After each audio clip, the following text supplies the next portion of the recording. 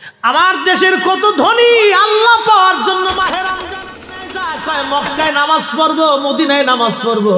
এক রাকাত নামাজে 1 লক্ষ রাকাতের সওয়াব, এক রাকাত নামাজে 50,000 রাকাতের সওয়াব। উমরা করে মক্কায় কাটায় সময় মদিনায় কাটায়, মক্কায় কোরআন খতম দিতে চায়, মদিনায় কোরআন খতম দিতে চায়। সওয়াব মাহে রমজানে অগণিত সওয়াবের আশায় ব্যক্তিগুলি আল্লাহর ঘরে হাজিরা দেয়, কিন্তু বাড়ির পাশে গ্রামের কত গরিব মানুষ টাকার অভাবে সেহরি করে রোজা রাখতে পারে না। এই ধনীরা এই গরিব মানুষের ঘরে খাবার না দিয়ে আল্লাহরে পাওয়ার জন্য মক্কা মদিনায় দৌড়ায়। আল্লাহ ডাক দেখো, বান্দা একবার মরে দেখ, কায়দা মতো জুতা দিয়ে পিটামো, আমার বান্দারা না খেয়ে ইফতার করবে, আর তুই আল্লাহ পাওয়ার জন্য মক্কায় আইছো। এমন আল্লাহ আমি ধরা আল্লাহ জানে, নবী জানে, আল্লাহ জানে, নবী জানে, আল্লাহ জানে, নবী জানে, আল্লাহ জানে, নবী জানে, আল্লাহ জানে, নবী জানে। সেই মজলিসে 1.25 লক্ষ সাহাবী, একটা সাহাবী দাঁড়ায় বলেন না, হুজুর আল্লাহ জানার পরে আপনি নবী কেমনে জানেন? এটা তো শিরিক হয়ে গেল, এটা তো আল্লাহর পর্যায়ে চলে গেল। আল্লাহ শুধু জানে, আপনি নবী জানেন না। এই কথা তো কোনো সাহাবী দাঁড়ায় বলেন নাই, কোনো সাহাবী প্রশ্ন করেন নাই, কোনো সাহাবী ভেটু দেন নাই। তার মানে বোঝা গেল সমস্ত সাহাবীদের বিশ্বাস আল্লাহ জানে, নবী জানে, আল্লাহ জানে, নবী জানে। আমরা সুন্নিদের বিশ্বাস আল্লাহ জানে, নবী জানে, আল্লাহ জানে, নবী জানে। এটাই আমাদের আকীদা। কথা বলেন ঠিক না? এখন এর বিপরীত যদি কেউ নিজেকে হক্কানি দাবি করেন তো অসুবিধা নাই, আসেন, হাদিস উল্টাই দিয়ে যাবেন। কিয়ামত পর্যন্ত সময়, একদিন না, কিয়ামত পর্যন্ত আমি মুফতি জহিরুল ইসলাম ফরিদি সময় দিয়ে গেলাম। এই সাহাবীদের এই আকীদার শব্দটা আপনি পরিবর্তন করে দিবেন। কিয়ামত পর্যন্ত সময় দিয়ে গেলাম, হয় আপনি বেদাতি নাই সাহাবীরা বেদাতি, না হয় আমরা শিরকি নাই সাহাবীরা শিরকি। প্রমাণ করে দিয়ে যাবেন কিয়ামত পর্যন্ত সময়। তবে বন্ধু, আল্লাহর আদালতে দাঁড়াইতে হবে, আল্লাহর সামনে দাঁড়াইতে হবে।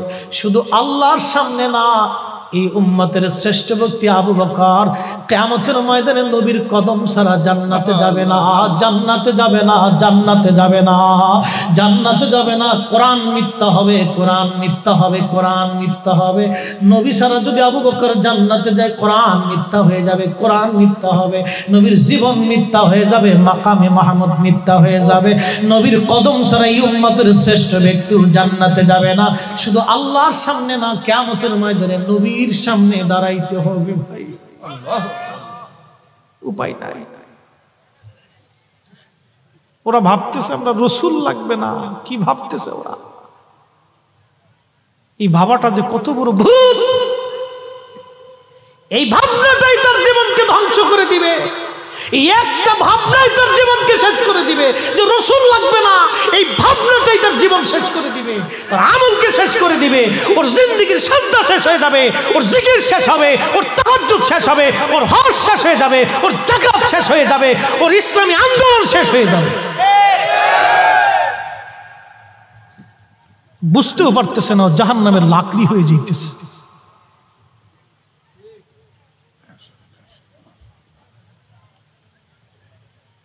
আল্লাহ, কেমনে বুঝাইতাম আপনাদেরকে? সময় কম, কথা বেশি, খুবই মনোযোগ।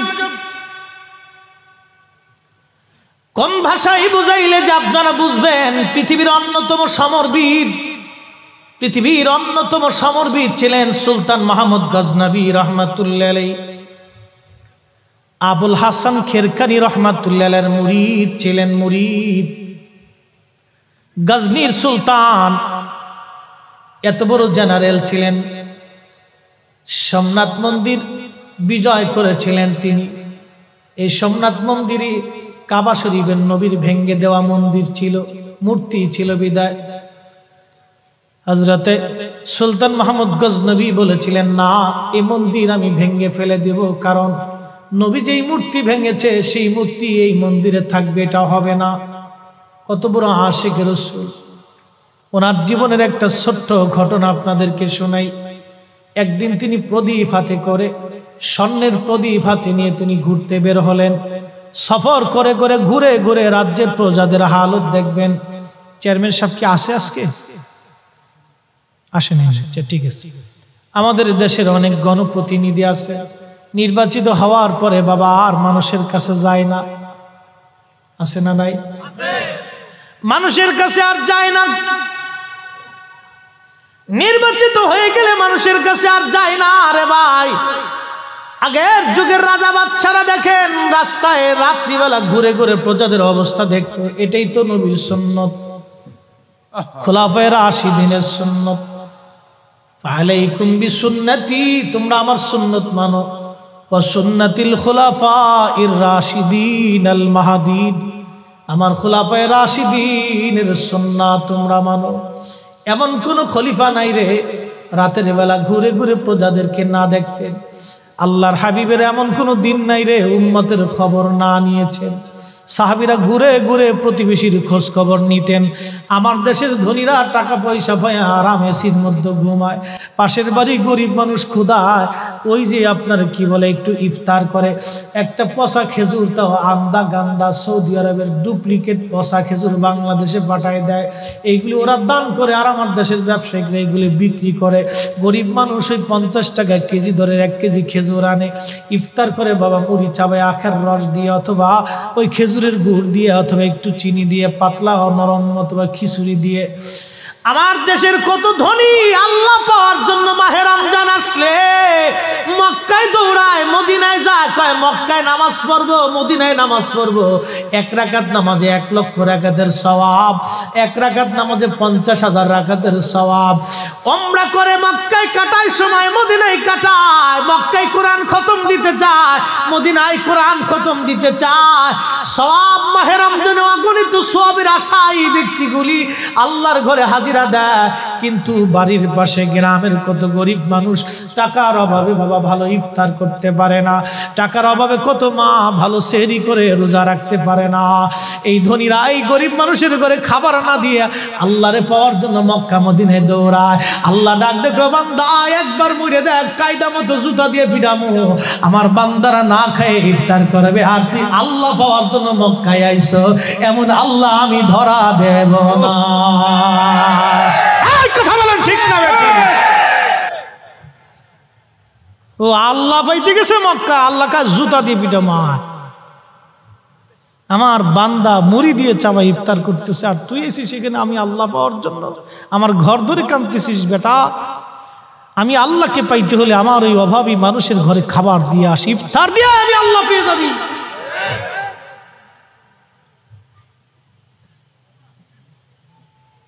আমরা ভুলে গেছি সুন্নত। আজকে খালি মনে করি টুপি মাথায় দিয়ে রাস্তায় চলার নামই সুন্নত,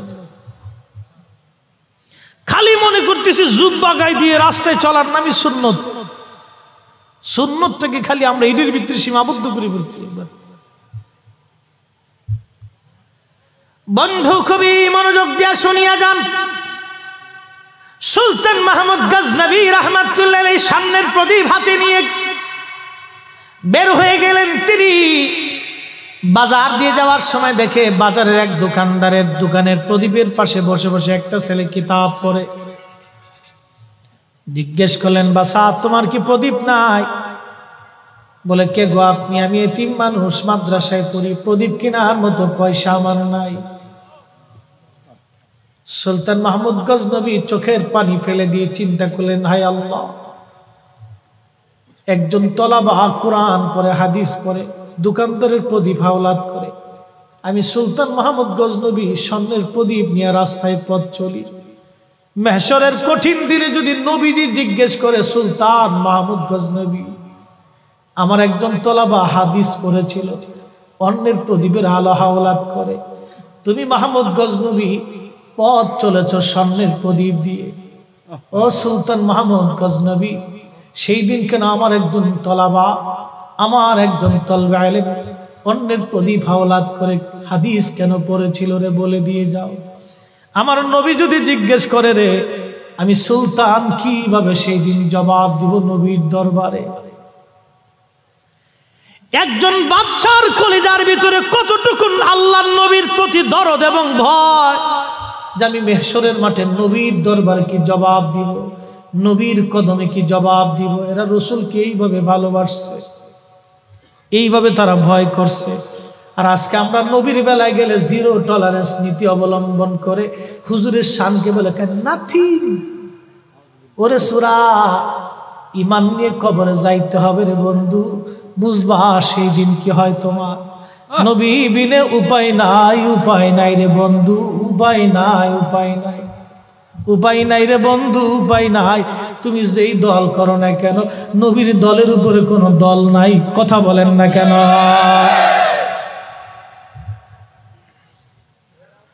বন্ধুরে শুনিয়া যান, শুনিয়া যান, শুনিয়া যান।